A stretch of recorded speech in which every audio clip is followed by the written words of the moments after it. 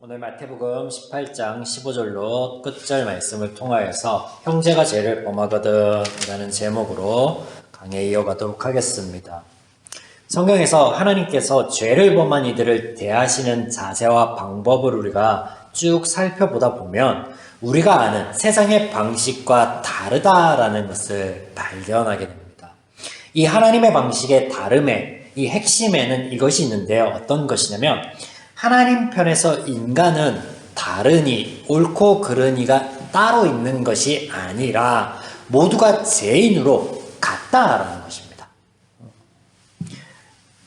그러나 인간 편에서는 선인도 있고 악인도 있습니다. 또 악인을 계도할 수 있다라고 여겨서 여러 가지 방법들을 도입하고도 있습니다.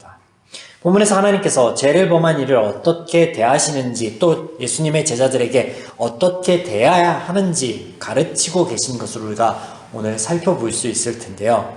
본문 15절부터 35절까지는 형제가 죄를 범하였을 때 어떻게 해야 하는가 이것에 대한 말씀으로서 하나의 맥락입니다. 두 문단으로 되어 있지만 한 맥락의 이야기입니다. 말씀이에요. 간략하게 그 내용을 살펴보시면 먼저 예수님께서 말씀하시길 누군가가 내게 죄를 범하거든 먼저 1대1로 대면을 통하여서 권고해보고 그 후에 여러 사람을 데려가서 말을 잘하여 보아라 하십니다. 그때도 그가 듣지 않는다면 교회를 통해서 공고해보고 후에는 이방인과 세리와 같이 여기라 하십니다. 이 말씀을 그냥 겉으로 드러난 대로만 해석하자면 이렇게 되겠죠. 여러 방법으로 죄에 대하여 권고해보고 그 후에는 그를 저버려라. 그래서 이방인과 세리와 같이 대하라라고 하는데 유대인에게 있어 이 이방인과 세리는요 사람이 아니에요. 즉 무엇이에요? 처음에는 형제로 시작했는데 일이 틀어지니까 사람의 관계로도 남게 하지 말라라고 하는 것과 같은 거죠. 이런 말씀 후에 두세 사람이 모여서 기도하라라고 하십니다. 여기서 기도는 죄를 지은 사람을 위하는 거예요? 아니면 피해를 입은 사람을 위해서 기도하라는 거예요? 알 수가 없죠. 네, 알 수가 없습니다. 그런데 베드로는 예수님의 말씀을 알아들은 모양입니다. 그렇다면 그를 위해 최선을 다해 용서하고 그 범죄한 사실을 깨닫게 해야겠구나. 그래서 그가 묻기를 예수님 그러면 한 7번만 용서하면 되겠죠. 나름 많이 인심을 쓴 거예요. 3번을 넘어서 7번 용서하면 되겠죠 라고. 이에 예수님께서 7번씩 70번까지도 용서하라라고 하십니다. 자, 이 말씀은요 포기하지 말라라는 말씀이죠. 7 곱하기 70 이런 말씀이 아니에요. 계속해서 용서하라는 말씀인데 그렇다면 앞의 내용과 다릅니다. 어떻게 다르냐? 앞서서는 두세 번의 권고 후 그를 마치 버리라고 하셨는데 뒤에는 계속 용서하라. 앞뒤가 맞지 않잖아요. 표면적으로 보면 이렇습니다. 앞서 하신 말씀과 베드로, 그러니까 제자들에게 하신 말씀이 맞지 않는다라는 거예요. 표면적으로 보면. 이어지는 예화는 우리가 너무나 잘 아는 예화, 용서에 대한 거죠. 예수님의 설명이 이어집니다.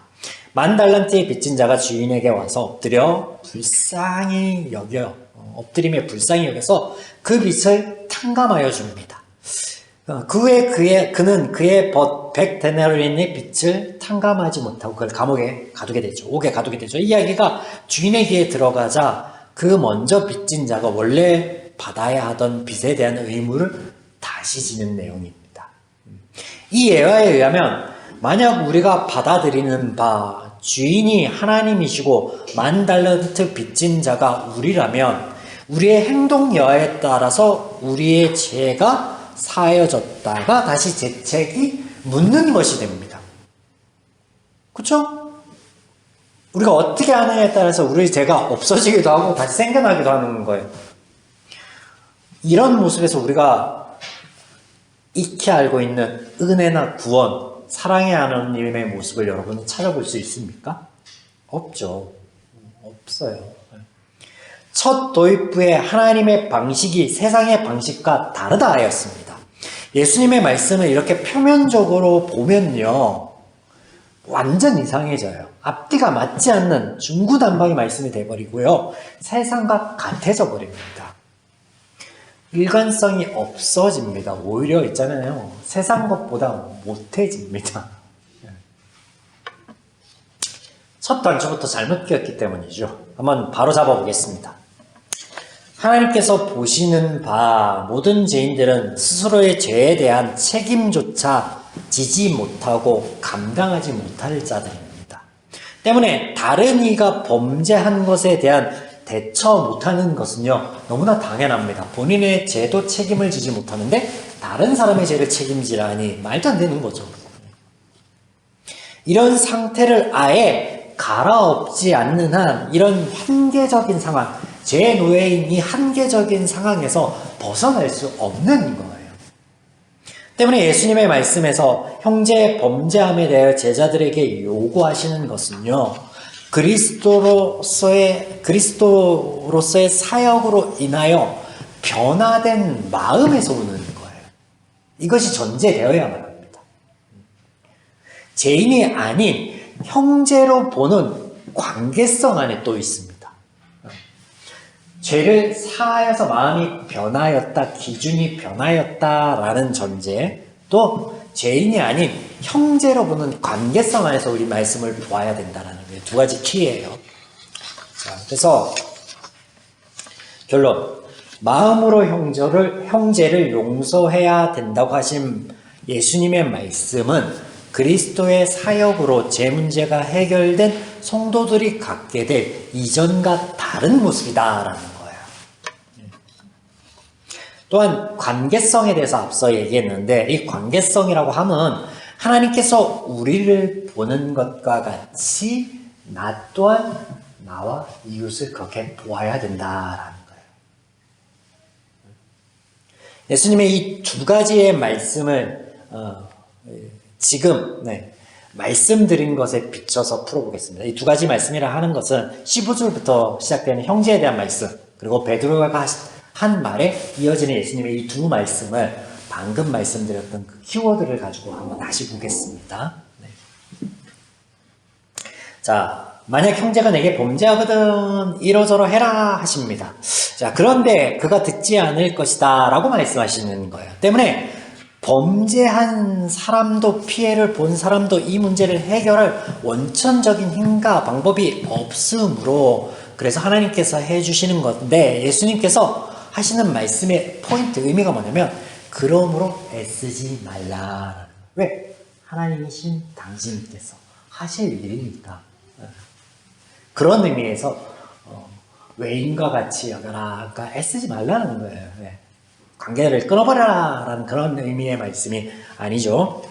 너희로는 방법이 없다, 하나님께서 하늘로부터 이것을 해결하지 않으면 안 된다라고 하시는 거예요. 이런 의미에서 기도 이야기를 하시죠. 후반부에 기도 이야기를 하고, 또 마태복음 16장에서 언급하셨던 풀고 매는 이야기를 하십니다.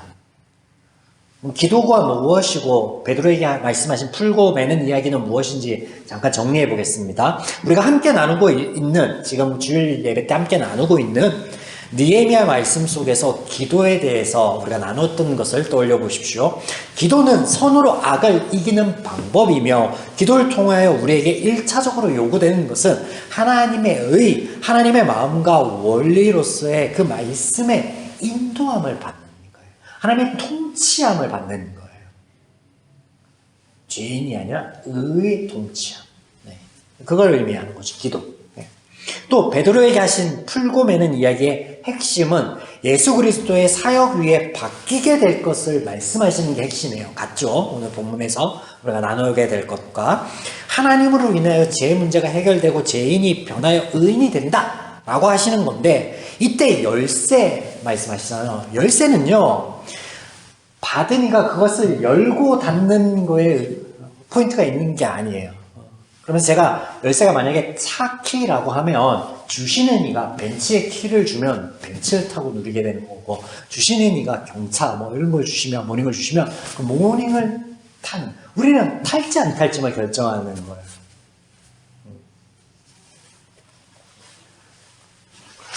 하나님의 주시는 은혜와 복을 우리 삶 가운데 우리가 받아 누릴지 안 누릴지 결정한 그 모든 것들은 하나님이 해주신다는 거예요.